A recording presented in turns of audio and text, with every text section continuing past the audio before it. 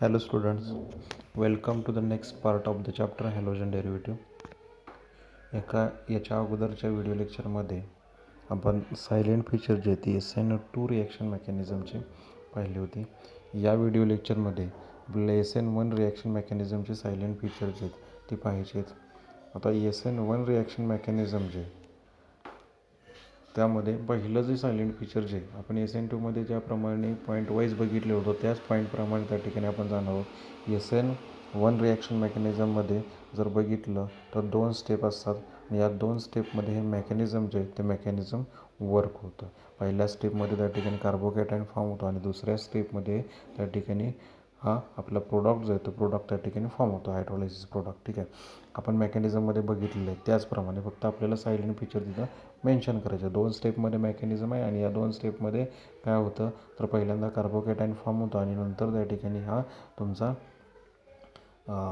Product जो आहे तो प्रोडक्ट त्या ठिकाणी फॉर्म होतो. ठीक आहे, तर नेक्स्ट जो आहे दुसरं पार्ट त्याच्यामध्ये पहिल्या स्टेपमध्ये जर बघितलं तर पहिल्या स्टेपमध्ये एक्झॅक्टली काय होतं.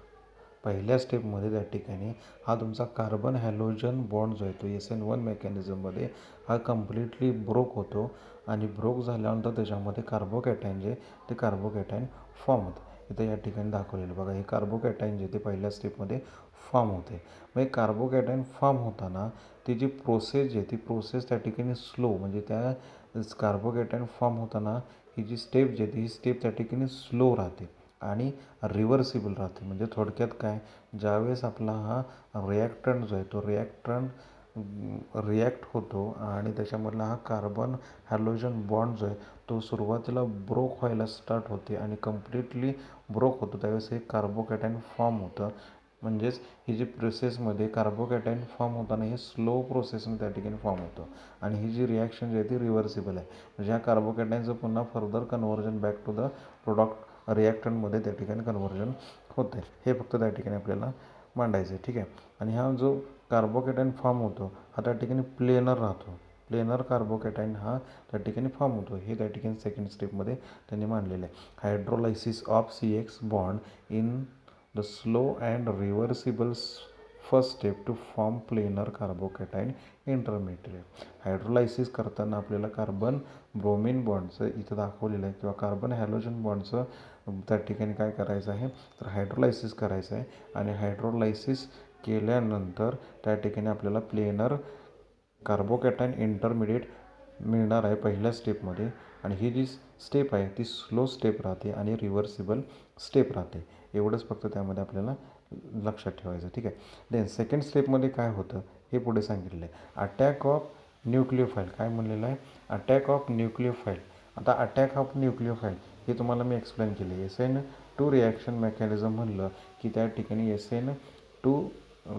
SN1 रिॲक्शन मेकॅनिझम म्हणलं की त्या ठिकाणी 2 स्टेप राहतात आणि दुसऱ्या स्टेपमध्ये त्या ठिकाणी काय होतं, न्यूक्लिओफाईलचा अटॅक जो आहे तो न्यूक्लिओफाईलचा अटॅक कशावरती होतो तर कार्बोकॅटायन इंटरमिडिएट जो आपल्याला फर्स्ट स्टेपमध्ये जो प्रोडक्ट मिळतो तो त्याच्यावरती या न्यूक्लिओफाईलचा अटॅक होतो आणि अटॅक झाल्यानंतर त्या ठिकाणी त्याच्यामध्ये प्रोडक्ट जो आहे तो प्रोडक्ट फॉर्म होतो. आता इथं जर बघितलं तर या ठिकाणी दाखवलेलं आहे बघा, हा आपला कार्बोकॅटायन आहे आणि या कार्बोकॅटायनवरती त्या ठिकाणी काय होतं आहे न्यूक्लिओफाईलचा अटॅक होते. हे OH- आयन आहे ते त्या ठिकाणी या कार्बोकॅटायनवरती अटॅक करते. ठीक आहे, आता कार्बोकॅटायनवरती ज्यावेळेस अटॅक केला जातो त्यावेळेस त्या ठिकाणी फ्रंट साईड आणि बॅक साईडने सुद्धा अटॅक होतो. मग फ्रंट साईड आणि बॅक साईडने अटॅक का होतो तर हे प्लेनर कार्बोकॅटायन ज्यावेळेस फॉर्म होतं त्यावेळेस त्या ठिकाणी एन्व्हायरमेंट जर बघितलं तर त्याचं सेम राहतं. या पद्धतीने लक्षात ठेवा. किंवा या कार्बोकॅटायनवरती जर बघितलं तर हा कार्बोकॅटायन जो आहे तो हायली स्टेबल आहे आणि हायली रिॲक्टिव्ह. इंटरमिडिएट स्पेसिस जे असतात त्या हायली स्टेबल आणि रिॲक्टिव्ह स्पेसिस असतात. मग रिॲक्टिव्हिटी त्याची जास्त का, हे एक महत्त्वाचं आहे इथं. मग रिॲक्टिव्हिटी जास्त असण्याचं कारण काय असेल तर हा अल्काईल ग्रुप जो आहे तो अल्काईल ग्रुप काय करतो आहे, इलेक्ट्रॉन रिलीज करतो आहे टुवर्ड्स पॉझिटिव्ह चार्ज. हा सुद्धा अल्काईल ग्रुप काय करतो आहे, इलेक्ट्रॉन रिलीज करतो टुवर्ड्स पॉझिटिव्ह चार्ज. म्हणजेच आपला इफेक्ट जो आहे तो इफेक्ट त्याच्यामध्ये कोणता वर्क होतो आहे ते महत्त्वाचं आहे. इफेक्ट वर्क होताना प्लस आय इंडक्टिव्ह इफेक्टने त्या कार्बोकॅटायनला स्टेबिलिटी मिळते. लक्षात येते का बघा, प्लस आय इफेक्ट. त्याचबरोबर हायपर कॉन्ज्युगेशन इफेक्ट जो आहे तो हायपर कॉन्ज्युगेशन इफेक्ट त्या पॉझिटिव्ह चार्जला त्या ठिकाणी काय करतो आहे, स्टॅबिलाईज करतो आहे. मग स्टेबिलिटी जास्त असेल तर रिॲक्टिव्हिटीसुद्धा त्याची काय राहते, जास्त राहते. आणि याच्यामध्ये काय सांगितलं आहे, स्टेप सेकंड जे आहे ती स्टेप सेकंड त्या ठिकाणी फास्ट राहते आणि फास्ट स्टेपमध्ये हा प्रोडक्ट जो आहे तो आपल्याला पटकन मिळतो सेकंड स्टेपमध्ये. ठीक आहे, हे त्याच्यामध्ये एक्सप्लेन केलेलं आहे. आता महत्त्वाचा पॉईंट त्याच्यामध्ये अटॅक जो आहे, न्यूक्लिओफाईलचा अटॅक कसा होतो आहे हे इथं दाखवताना बघा, दोन्ही साईडने त्या ठिकाणी काय केलेलं आहे, याच्यावरती अटॅक दाखवलं. इकडून सुद्धा OH मायनस अटॅक करू शकतो आणि बॅक साईडने सुद्धा त्या ठिकाणी हा OH मायनस जो आहे तो अटॅक करू शकतो आहे. आता नेक्स्ट जो पार्ट आहे, फ्रंट साईड अटॅक आणि बॅक साईड अटॅक केल्यानंतर त्या ठिकाणी एक्झॅक्टली काय होतं. याच्यामध्ये हा आपला ट्रान्झिशन स्टेट सेकंड आहे. या ट्रान्झिशन स्टेट सेकंडमध्ये कार्बन आणि हा न्यूक्लिओफाईल जो आहे OH मायनस त्याच्यामध्ये बॉन्ड जो आहे तो बॉन्ड फॉर्म होण्यास सुरुवात होते. ठीक आहे, मग हा बॉन्ड फॉर्म होण्यास सुरुवात होते त्यावेळेस त्या ठिकाणी त्याच्यामध्ये हा न्यूक्लिओफाईल जो आहे तो बॅकसाईडने ज्यावेळेस अटॅक करतो त्यावेळेस त्या ठिकाणी प्रोडक्टचं कॉन्फिगरेशन जे आहे ते कॉन्फिगरेशन या ठिकाणी महत्त्वाचं आहे. कॉन्फिगरेशन जर बघितलं तर या ठिकाणी कोणतं कॉन्फिगरेशन फॉर्म होते, इन्व्हर्जन ऑफ कॉन्फिगरेशन त्याच्यामध्ये मिळते. बॅकसाईडने ज्यावेळेस अटॅक केला जातो त्यावेळेस इन्व्हर्जन ऑफ कॉन्फिगरेशन त्या ठिकाणी मिळते. आणि इन्व्हर्जन ऑफ कॉन्फिगरेशन किती मिळतं त्यामध्ये, तर 50% इन्व्हर्जन ऑफ कॉन्फिगरेशन आपल्याला या प्रोडक्ट जो आहे तो इन्व्हर्जन कॉन्फिगरेशनचा मिळतो आहे बॅकसाईडने अटॅक केल्यानंतर. आता दुसरा जो आहे तो म्हणजे फ्रंट साईड अटॅक. ज्यावेळेस फ्रंट साईडने अटॅक केला जातो त्यावेळेस त्या ठिकाणी रिटेन्शन कॉन्फिगरेशन मिळतं आणि त्याचं यील्ड जे आहे ते किती राहतं, 50% यील्ड राहतं. हे फक्त त्याच्यामध्ये सांगितलेलं आहे सायलेंट फीचरमध्ये. तर थोडक्यात काय, आता हा जो पॉईंट आहे तो बाजूला ठेवा. आता याच्यामध्ये त्या ठिकाणी आपल्याला दुसरा जो पॉईंट बघायचा आहे, हे तुम्हाला लक्षात आलं असेल, मेकॅनिझममध्ये तुम्हाला मी एक्सप्लेन केलेलंच आहे आणि आत्तासुद्धा पुन्हा एक्सप्लेन करतो. फ्रंट साईड अटॅक आणि back side attack, SN1 reaction mechanism म्हणलं की त्या ठिकाणी दोन्ही पण अटॅक पॉसिबल आहेत, फ्रंट साईडसुद्धा आणि बॅक साईडसुद्धा. याच्यामध्ये जर बघितलं तर क्राउडिंग नाही आहे, प्लेनर त्या ठिकाणी कार्बोकॅटायन फॉर्म होते, त्यामुळे क्राउडिंग तिथं कमी आहे, लक्षात घ्या. आणि क्राउडिंग कमी असल्यामुळे त्या ठिकाणी अटॅक होताना त्या कार्बोकॅटायनवरती दोन्ही साईडने अटॅक होतो, त्या पॉझिटिव्हली चार्जड कार्बन ॲटमवरती. त्याच्यामुळे या ठिकाणी 50% इन्व्हर्जन आणि 50% रिटेन्शन कॉन्फिगरेशन जे ते आपल्याला SN1 रिॲक्शन मेकॅनिझममध्ये मिळत असतं. ठीक आहे, इन्व्हर्जन आणि रिटेन्शन जर समजलं नसेल तर पुन्हा एकदा बघा. इन्व्हर्जन म्हणजेच त्या ठिकाणी इन्व्हर्जन कॉन्फिगरेशन कधी मिळतं, तर बॅकसाईडने लिव्हिंग ग्रुपच्या बॅकसाईडने ज्यावेळेस अटॅक केला जातो त्यावेळेस इन्व्हर्जन कॉन्फिगरेशन मिळतं. आणि फ्रंट साईड अटॅकला आपल्याला काय मिळत असतं, तर रिटेन्शन कॉन्फिगरेशन. ज्या ठिकाणी लिव्हिंग ग्रुप आहे त्याच साईडने ज्यावेळेस न्यूक्लिओफाईल अटॅक करतो त्यावेळेस त्या ठिकाणी रिटेन्शन कॉन्फिगरेशन मिळतं. ठीक आहे, हे झालं याच्यामध्ये. आता जर का आपला रिॲक्टंट जो आहे तो जर ऑप्टिकल ॲक्टिव्ह असेल, म्हणजे कायरल कार्बन जर त्या मोलिक्युलमध्ये प्रेझेंट असेल आणि अशा वेळेस त्या ठिकाणी ही SN1 रिॲक्शन मेकॅनिझम त्या ठिकाणी त्याच्यामध्ये वर्क होत असेल तर त्यामध्ये एक्झॅक्टली काय होतं. आता प्रोडक्ट जे आहेत ते आपल्याला त्या ठिकाणी दोन्हीसुद्धा मिळणार, इन्व्हर्जन आणि रिटेन्शन ऑफ कॉन्फिगरेशन दोन्ही पण प्रोडक्ट त्याच्यामध्ये मिळतात. ऑप्टिकल ॲक्टिव्हच्या केसमध्ये सांगतो आहे, ऑप्टिकल ॲक्टिव्ह मॉलिक्यूल ज्यावेळेस असेल त्यावेळेस ऑप्टिकल ॲक्टिव्ह मॉलिक्यूलमध्ये त्या ठिकाणी इन्व्हर्जन आणि रिटेन्शन ऑफ कॉन्फिगरेशन मिळतं. म्हणजेच थोडक्यात काय, रेसिमिक मिक्सचर आपण पॉईंट बघितलेले, रेसिमायझेशन होतं. काय होतं त्याच्यामध्ये, रेसिमायझेशन. आणि रेसिमायझेशन म्हणजेच काय, ज्यावेळेस आपला प्रोडक्ट त्या ठिकाणी फॉर्म होईल त्यामध्ये 50% इन्व्हर्जन असणार आहे आणि 50% रिटेन्शन असणार आहे. मग हे रेसिमिक मिक्सचर जे ते रेसिमिक मिक्सचर ऑप्टिकली इनॲक्टिव्ह राहतं. लक्षात ठेवा, रेसिमायझेशन होतं ज्यावेळेस आपण एखादा ऑप्टिकली ॲक्टिव्ह मॉलिक्यूल घेऊ आणि तो ज्यावेळेस एखाद्या रिएजंटबरोबर रिॲक्ट होईल, न्यूक्लियोफिलिक रिएजंटबरोबर, त्यावेळेस जो प्रोडक्ट फॉर्म होईल तो प्रोडक्ट त्या ठिकाणी काय राहतो, ऑप्टिकली इनॲक्टिव्ह. म्हणजेच त्यामध्ये त्या ठिकाणी काय असते, 50% इन्व्हर्जन आणि 50% रिटेन्शन. थोडक्यात काय, इनॅन्शिओमेरिक पेअर जे आहेत त्या इनॅन्शिओमेरिक पेअर त्याच्यामध्ये फॉर्म होतात. लक्षात ठेवा, तिथे इनॅन्शिओमेरिक पेअर. आणि रेसिमायझेशनचा जो रेसिमायझेशन असं झाल्यानंतर जे मिक्सचर असतं ते मिक्सचर जे ते ऑप्टिकली काय राहतं, इनॲक्टिव्ह राहतं. ठीक आहे, सायलेंट फीचरमध्ये सायलेंट फीचर जे आहेत आपले SN1 रिॲक्शन मेकॅनिझम आणि SN2 रिॲक्शन मेकॅनिझम हे आपली फिनिश झालेली आहेत. त्याच्यामध्ये काय अडचण असेल, शंका असेल, जर समजलं नसेल एखादं सायलेंट फीचर बुक रीडिंग करताना, तर ते पुन्हा मला विचारा. आता याच्यानंतरचा जो पुढचा पॉईंट आपल्याला बघायचा आहे, factor influencing SN1 and SN2 reaction mechanism. कोणकोणते फॅक्टर आहेत ते SN1 रिॲक्शन आणि SN2 रिॲक्शनवरती काय त्या ठिकाणी इफेक्ट करतात ते आपल्याला बघायचं. मग ते कुठले कुठले फॅक्टर आहेत ते आपल्याला वन बाय वन बघायचे आहेत. आता पहिला जो फॅक्टर आहे त्याच्यामध्ये नेचर ऑफ सबस्ट्रेट महत्त्वाचा फॅक्टर आहे बघा. नेचर ऑफ सबस्ट्रेटचं नेचर काय आहे, त्या सबस्ट्रेटच्या नेचरवरती हे SN2 आणि SN1 reaction mechanism mainly depend असतं आणि याच्यावरती क्वेश्चन जो आहे तो तुम्हाला विचारला जातो. आता सबस्ट्रेटचं नेचर एक्झॅक्टली काय, आता हे सबस्ट्रेटचं नेचर अगोदर जाणून घेण्याच्या अगोदर डोळ्यासमोर SN1 रिॲक्शन आणि SN2 रिॲक्शन मेकॅनिझम ठेवा. SN1 रिॲक्शन मेकॅनिझम म्हणलं की 2 स्टेप आल्या आणि SN2 रिॲक्शन मेकॅनिझम म्हणलं की त्या ठिकाणी स्टेप्स किती आल्या, तर एकच स्टेप आली. आता यामध्ये SN2 रिॲक्शन मेकॅनिझममध्ये पेंट्या कोऑर्डिनेट जो ट्रान्झिशन स्टेट जे आहे ते ट्रान्झिशन स्टेट फॉर्म होतं आणि SN1 मेकॅनिझममध्ये प्लेनर कार्बोकॅटायन इंटरमिडिएट हा त्या ठिकाणी फॉर्म होतो.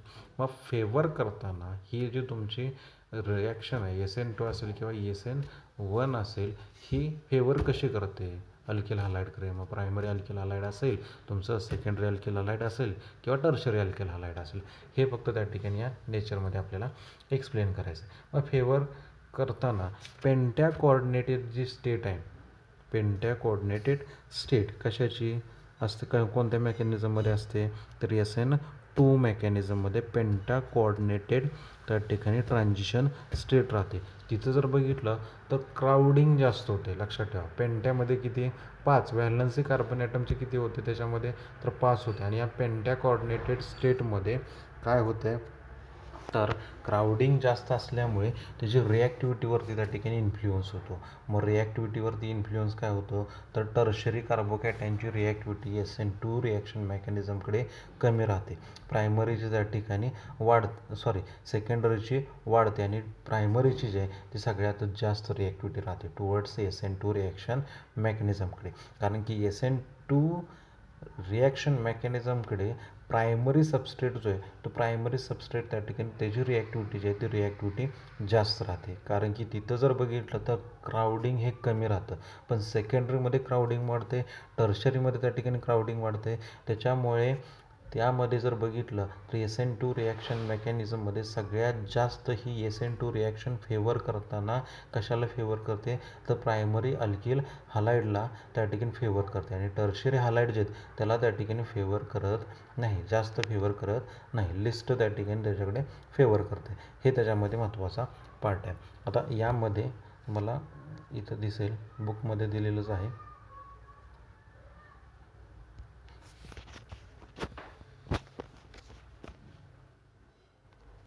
इथं बघा, या पोझिशनला इथं बुकमध्ये दिलेलंच आहे.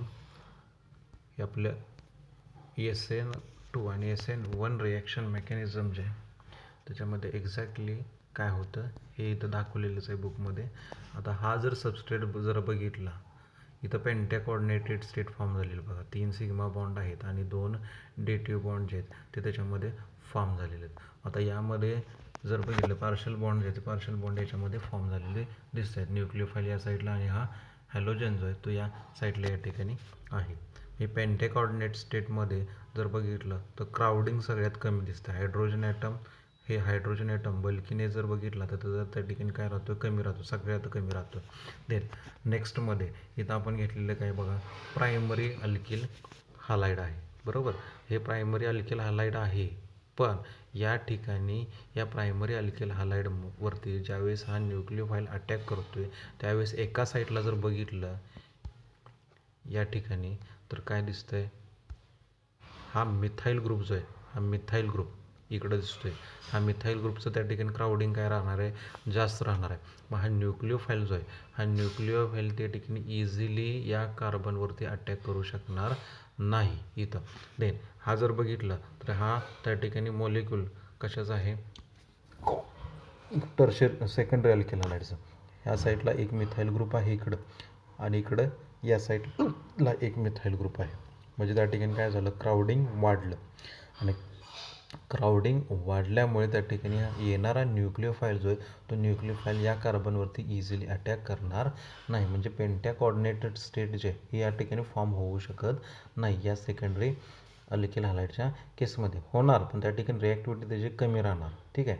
देन नेक्स्ट केसमध्ये बघा, हे टर्शरी अल्किल हॅलाइड आहे, आणि या टर्शरी अल्किल हॅलाइडवरती त्या ठिकाणी न्यूक्लिओफाईल अटॅक करणार आहे, आणि ही पेंट्या कॉर्डिनेटेड स्टेट जे ते स्टेट फॉर्म होणार आहे. ठीक आहे. या साईडला एक मिथाईल ग्रुप आहे, इकडे या साईडला एक मिथाईल ग्रुप आहे, आणि या साईडला एक मिथाईल ग्रुप आहे. बरोबर. मग या न्यूक्लिओफाईलला इझिली अटॅक करून देणार नाहीत या कार्बन ॲटमवरती. लक्षात येते का बघा. SN2 रिॲक्शन मेकॅनिझममध्ये सायमल्टेनियस बॉन्ड फॉर्म होत असतो, आणि सायमल्टेनियस बॉन्ड जो आहे तो त्या ठिकाणी ब्रेक होत असते. मग हा न्यूक्लिओफाईल जो आहे तो न्यूक्लिओफाईल ज्यावेळेस अटॅक करेल त्यावेळेस हे अल्काईल ग्रुप जे आहेत, हे मिथाईल ग्रुप जे आहेत, हे काय करतील, या न्यूक्लिओफाईलला इझिली कार्बन ॲटमवरती अटॅक करून देणार नाहीत. बरोबर. मग रिॲक्टिव्हिटी ऑर्डरमध्ये जर बघितलं तर हे मिथिल हॅलाइड जे आहे ते मिथिल हॅलाइडची सगळ्यात जास्त रिॲक्टिव्हिटी राहते. त्याच्यानंतर हे त्या ठिकाणी इथिल हॅलाइड आहे, त्याची रिॲक्टिव्हिटी काय झाली, थोडीशी कमी झाली. पुन्हा हे त्या ठिकाणी आयसोप्रोपिल हॅलाइड जे आहे त्याची रिॲक्टिव्हिटी अजून कमी झाली. हे टर्शरी ब्युटाईल हॅलाइड जे आहे याची रिॲक्टिव्हिटी अजून त्या ठिकाणी कमी झाली. म्हणजे थोडक्यात काय, रिॲक्टिव्हिटी ऑर्डर जर बघितली तर या रिॲक्टिव्हिटी ऑर्डरमध्ये सगळ्यात जास्त रिॲक्टिव्हिटी ही प्रायमरी हॅलाइडची त्या ठिकाणी राहते. कुठल्या रिॲक्शनमध्ये, तर SN2 रिॲक्शनमध्ये. लक्षात ठेवा, SN2 रिॲक्शन ऑर्डर त्या ठिकाणी काय आहे, हायर आहे. लक्षात ठेवताना कसं लक्षात ठेवायचं बघा, ऑर्डर हायर आहे. सबस्ट्रेट तू चूज करताना काय करतो, तो लोअर सबस्ट्रेट चूज करतो. म्हणजेच प्रायमरी अल्किल हॅलाइड जे आहे त्याला त्या ठिकाणी तो चूज करतो. हे त्याच्यामध्ये लक्षात ठेवायचं आहे. आता त्याच्यानंतर SN1 मेकॅनिझम. तर या SN1 मेकॅनिझममध्ये पहिल्यांदा काय फॉर्म होते, तर इंटरमिडिएट फॉर्म होते. बरोबर. हे इंटरमिडिएट त्या ठिकाणी प्लेनर राहते. या प्लेनर इंटरमिडिएटमध्ये अगोदर काय बघायचं आहे, जो कार्बोकॅटायन जे आहे तो कार्बोकॅटायन फॉर्म झाल्यानंतर त्याची स्टेबिलिटी बघायची. जेवढी स्टेबिलिटी जास्त तेवढी त्याची रिॲक्टिव्हिटी जी आहे ती रिॲक्टिव्हिटी काय राहते, जास्त राहते. इथं जर बघितलं तर हे मिथाईल कार्बोकॅटायन आहे, याची स्टेबिलिटी जर बघितली तर सगळ्यात कमी स्टेबिलिटी आहे. काय दिसते, सगळ्यात कमी स्टेबिलिटी आहे. नेक्स्ट जर बघितलं तर हे इथाईल कार्बोकॅटायन आहे. या इथाईल कार्बोकॅटायनमध्ये जर बघितलं तर हा एका साईडला हा CH3 ग्रुप जो आहे तो त्या ठिकाणी काय करतो, इलेक्ट्रॉन रिलीज करतो टुवर्ड्स कार्बन ॲटम. ठीक आहे. मग यामध्ये जर बघितलं तर हा मिथाईल ग्रुप ज्यावेळेस इलेक्ट्रॉन रिलीज करतो त्यावेळेस त्या ठिकाणी प्लस हा इफेक्टने त्या पॉझिटिव्ह चार्जला काय मिळते, स्टेबिलिटी मिळते. त्याचबरोबर हायपर कॉन्ज्युगेशनसुद्धा आहे. बरोबर. मग हायपर कॉन्ज्युगेटेड स्ट्रक्चर किती फॉर्म होणार आहे या केसमध्ये, 3 हायपर कॉन्ज्युगेटेड स्ट्रक्चर या केसमध्ये फॉर्म होत आहेत. म्हणजे याची स्टेबिलिटी जर बघितली तर काय राहणार, या मिथाईलपेक्षा जास्त राहणार. म्हणजेच इथाईल कॅटायन जे आहे ते इथाईल कॅटायनची रिॲक्टिव्हिटी टुवर्ड्स SN1 रिॲक्शन ही काय राहणार आहे, जास्त राहणार आहे. आता नेक्स्ट केसमध्ये जर बघितलं पुढचा, हे काय आहे, आयसोप्रोपाईल कॅटायन आहे. आणि ह्या आयसोप्रोपाईल कॅटायनमध्ये जर बघितलं, इकडं या साईडला एक मिथाईल ग्रुप आहे, या साईडला एक मिथाईल ग्रुप आहेत. दोन्ही इलेक्ट्रॉन रिलीज करणार, पॉझिटिव्ह चार्जला कमी करणार. त्यामुळे त्याची स्टेबिलिटी जी आहे ती स्टेबिलिटी काय होणार आहे, वाढणार आहे. आणि स्टेबिलिटी वाढल्यामुळे त्याची रिॲक्टिव्हिटीसुद्धा काय होणार आहे, तर वाढणार आहे. मग या ठिकाणी जर बघितलं दुसरा पॉईंट, हायपर कॉन्ज्युगेशन जर बघितलं, या साईडला 3 हायड्रोजन आहेत, इकडं 3 हायड्रोजन ॲटम आहेत. म्हणजे 6 हायपर कॉन्ज्युगेटेड स्ट्रक्चर त्या पॉझिटिव्ह चार्जला काय करतील, स्टेबिलाईज करतील. म्हणजे रिॲक्टिव्हिटी जर बघितली तर या आयसोप्रोपाईल कॅटायनची रिॲक्टिव्हिटी ही जास्त राहणार टुवर्ड्स SN1 रिॲक्शन. ठीक आहे. देन लास्ट जर बघितलं तर हे टर्शरी ब्युटाईल कॅटायन आहे. ठीक आहे. या टर्शरी ब्युटाईल कार्बोकॅटायनमध्ये एका साईडला इकडं हा मिथाईल ग्रुप, इकडे या साईडला एक मिथाईल ग्रुप आहे, आणि या साईडला एक मिथाईल ग्रुप आहे. हे 3 मिथाईल ग्रुप जे आहेत हे 3 मिथाईल ग्रुप काय करतात, प्लस आय इफेक्टने या पॉझिटिव्ह चार्जला काय करतात, कमी करतात. आणि पॉझिटिव्ह चार्जला कमी करण्यासाठी दुसरा फॅक्टर म्हणजे हायपर कॉन्ज्युगेशन. आपण इफेक्ट चेक करताना कसे इफेक्ट चेक करतो, पहिल्यांदा चेक करताना रेझोनन्स चेक करतो, नंतर हायपर कॉन्जुगेशन आणि नंतर इंडक्टिव्ह इफेक्ट. या केसमध्ये जर बघितलं तर 9 हायपर कॉन्जुगेटेड स्ट्रक्चर त्या ठिकाणी फॉर्म होत आहेत, म्हणजे त्या पॉझिटिव्ह चार्जला कमी करण्याचं काम करत आहेत. म्हणजेच याची स्टेबिलिटी वाढली, रिॲक्टिव्हिटीसुद्धा त्या ठिकाणी काय होणार आहे, वाढणार आहे. सगळ्यात जास्त स्टेबल कोण आहे, टर्शरी कार्बोकॅटायन, त्यामुळे त्याची रिॲक्टिव्हिटी जी आहे ती जास्त राहणार. म्हणजेच काय थोडक्यात, टर्शरी अल्किल हॅलाइड जे आहे त्या टर्शरी अल्किल हॅलाइडची रिॲक्टिव्हिटी SN1 रिॲक्शनकडे सगळ्यात जास्त राहते आणि तुमचं प्रायमरी अल्किल हॅलाइड जे आहे त्याची रिॲक्टिव्हिटी SN1 रिॲक्शनमध्ये सगळ्यात कमी राहते. म्हणजे SN1 रिॲक्शन जे आहे ती फेवर करताना कशाकडे फेवर करते, तर टर्शरी अल्किल हॅलाइडकडे, आणि लिस्ट फेवर कुणाकडे करते, तर प्रायमरी अल्किल हॅलाइडकडे. ठीक आहे. इथं या ठिकाणी दाखवलेलं आहे बघा, म्हणजे तुम्हाला लक्षात येईल.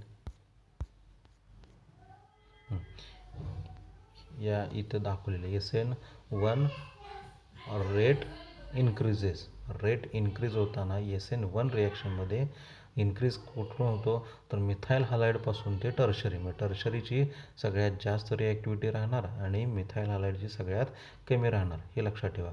आणि SN2 रेट जो आहे तो SN2 रिॲक्शनचा रेट जर बघितला तर एक्झॅक्टली SN1 रिॲक्शनच्या रिव्हर्स आहे. यामध्ये प्रायमरीची रिॲक्टिव्हिटी सगळ्यात जास्त राहणार, देन सगळ्यात कमी कशाचं राहील, टर्शरीची त्या ठिकाणी रेट सगळ्यात कमी राहणार. हे फक्त त्याच्यामध्ये लक्षात ठेवायचं. आय होप तुम्हाला समजलं असेल हा पॉईंट, कारण की हा पॉईंट खूप महत्त्वाचा आहे. प्रायमरी आणि तुमचा टर्शरी याच्यामध्ये कन्फ्युजन होतं. SN1 रिॲक्शन म्हणलं की त्या ठिकाणी ऑर्डर आपण लक्षात ठेवतो, SN1 ऑर्डर आहे म्हणल्यानंतर प्रायमरी लक्षात ठेवतात मुलं, पण तसं नाही. ज्यावेळेस ऑर्डर ही लोअर असेल, म्हणजे SN1 रिॲक्शन ज्यावेळेस असेल त्यामध्ये ऑर्डर लोअर आहे, फर्स्ट ऑर्डर आहे, त्यावेळेस सबस्ट्रेट मात्र त्या ठिकाणी काय राहतो, हायर राहतो. फेवर करताना तो टर्शरीकडे जास्त फेवर करतो, लक्षात ठेवा. आणि SN2मध्ये ऑर्डर काय दिसते, तर हायर दिसते, सेकंड ऑर्डर आहे. मग या केसमध्ये सबस्ट्रेट जो आहे तो त्या ठिकाणी कोणता राहतो, तर प्रायमरी सबस्ट्रेट मेनली राहतो. मग हे कशामुळे होतं हे त्या ठिकाणी सांगितलेले आहे. Factors influencing SN1 SN2 mechanism. कशामुळे होतं, तर SN2मध्ये पेंटॅकॉर्डिनेटेड क्राउडेड स्टेट जे आहे ते ट्रान्झिशन स्टेट त्याच्यामध्ये फॉर्म होते. त्यामुळे बल्कियर ग्रुप जे आहेत हे त्या ठिकाणी पेंटॅकॉर्डिनेटेड स्टेट जे ते फॉर्म करून देत नाहीत. मग पेंटॅकॉर्डिनेटेड स्टेट कशामध्ये फॉर्म होईल, जिथं त्या ठिकाणी बल्कीनेस कमी असेल, म्हणजे प्रायमरीमध्ये बल्कीनेस काय दिसतोय, कमी दिसतोय, म्हणून तिथं त्या ठिकाणी काय केलं जाते, त्याची रिॲक्टिव्हिटी काय राहते, SN2कडे जास्त राहते. आणि SN1 रिॲक्शनमध्ये काय होतं आहे, तर कार्बोकॅटायन फॉर्म होते, आणि प्लेनर कार्बोकॅटायन फॉर्म झाल्यामुळे जेवढे त्या ठिकाणी क्राउडिंग असेल तेवढं त्या ठिकाणी त्या कार्बोकॅटायनला काय मिळणार आहे, तर स्टेबिलिटी मिळणार आहे. जेवढे बल्की ग्रुप असतील तेवढे त्या ठिकाणी त्या कार्बोकॅटायनला काय करतील, स्टेबिलाईज करतील. आणि प्लस इफेक्ट त्याचबरोबर हायपर कॉन्ज्युगेशनने तो जो कार्बोकॅटायन जे आहे त्याला स्टेबिलिटी जास्त मिळेल. म्हणजे टर्शरी कार्बोकॅटायन जे त्याची टर्शरी अल्किल हॅलाइड जे त्याची रिॲक्टिव्हिटी SN1 रिॲक्शनकडे सगळ्यात जास्त राहणार. ठीक आहे, हा झाला एक पॉईंट फॅक्टर्समधला. दुसरा जो पॉईंट आहे तो म्हणजे न्यूक्लिओफिलिसिटी ऑफ रिएजंट. हा पॉईंट आपल्याला बघायचा आहे. त्यामध्ये हा न्यूक्लिओफिलिसिटी ऑफ रिएजंटमध्ये महत्त्वाचा पॉईंट न्यूक्लिओफाईल जो आहे तो न्यूक्लिओफाईल काय करतो, त्याच्याकडची जी लोन पेअर जे आहे किंवा पेअर ऑफ इलेक्ट्रॉन जे हे त्या ठिकाणी काय करतो, तो डोनेट करतो आणि बॉन्ड फॉर्म करतो. हे अगोदर लक्षात ठेवा. इथं त्या ठिकाणी शेअरिंग होत नाही, त्याच्याकडे जी इलेक्ट्रॉन पेअर असते ती इलेक्ट्रॉन पेअर तो डोनेट करतो, आणि डोनेट केल्यानंतर त्या ठिकाणी बॉन्ड जो आहे तो बॉन्ड फॉर्म होतो. ठीक आहे, म्हणजे हे न्यूक्लिओफाईल जे आहेत ते काय राहतात, लेविस बेस राहतात. बेस काय करतात, इलेक्ट्रॉन पेअर डोनेट करतात. त्याचप्रमाणे हा न्यूक्लिओफाईल जो आहे तो न्यूक्लिओफाईल त्या ठिकाणी काय करतो आहे, इलेक्ट्रॉन पेअर डोनेट करतो. आता त्याच्यामध्ये महत्त्वाचा पॉईंट, न्यूक्लिओफाईल ज्यावेळेस स्ट्रॉंग राहतो त्यावेळेस रिॲक्शन फेवर करताना कुठली फेवर केली जाते, तर SN2 मेकॅनिझम त्या ठिकाणी फेवर केली जाते. मग SN2 मेकॅनिझम फेवर का केली जाते, त्याच्यामध्ये SN2 ऑर्डर काय आहे, सेकंड ऑर्डर आहे. आपण तिथं कायनेटिक एक्सप्रेशनमध्ये डिफाईन केले बघा, rate is directly proportional to the concentration of आपला जो सबस्ट्रेट असेल तो आणि कॉन्सन्ट्रेशन ऑफ न्यूक्लिओफाईल, बरोबर.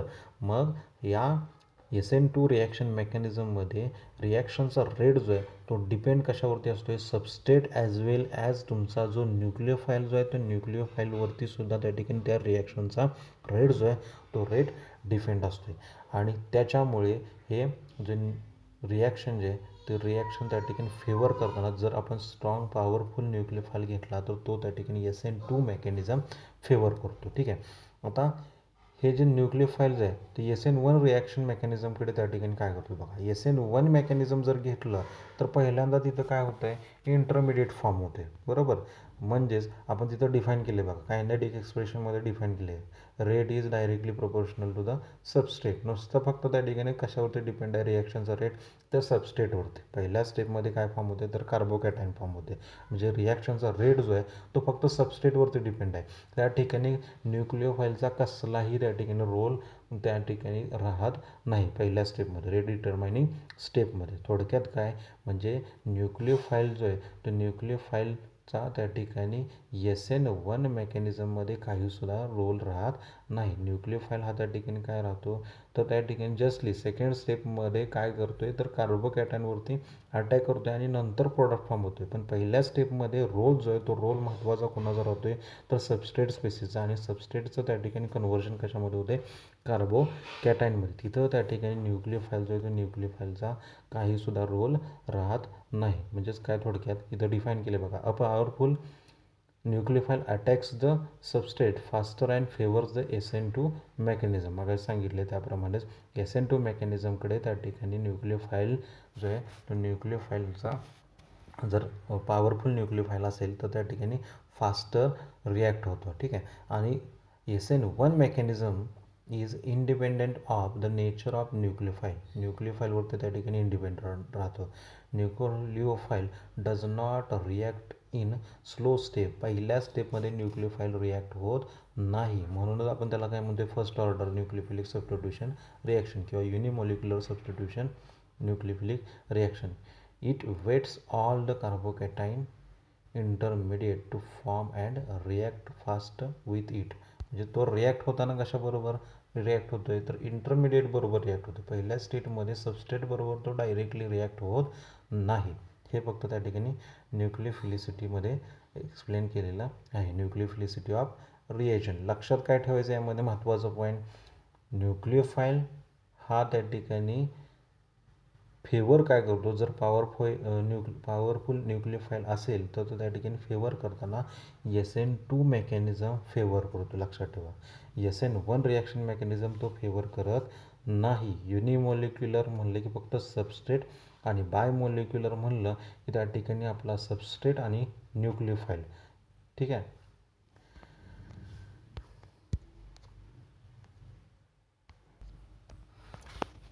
याच्यामधले आपले दोन महत्त्वाचे फॅक्टर्स आहेत ते दोन महत्त्वाचे फॅक्टर्स आपले फिनिश झालेले आहेत. एक फॅक्टर जो राहतो तो नंतर मी सेपरेटली एक्सप्लेन करेन, सॉल्व्हंट प्रॉपर्टी. आजच्या लेक्चरमध्ये आपण सायलेंट फीचर SN1 मेकॅनिझमच्या आणि factors influencing SN1 and SN2 reaction mechanism, त्यामध्ये नेचर ऑफ सबस्ट्रेट आणि दुसरा जो पॉईंट आहे न्यूक्लिओफिलिसिटी ऑफ रिएजंट, हे दोन पॉईंट जे ते आपले फिनिश झालेले आहेत. रिमेनिंग पार्ट आपण त्या ठिकाणी नेक्स्ट लेक्चरला पाहूया. थँक्यू.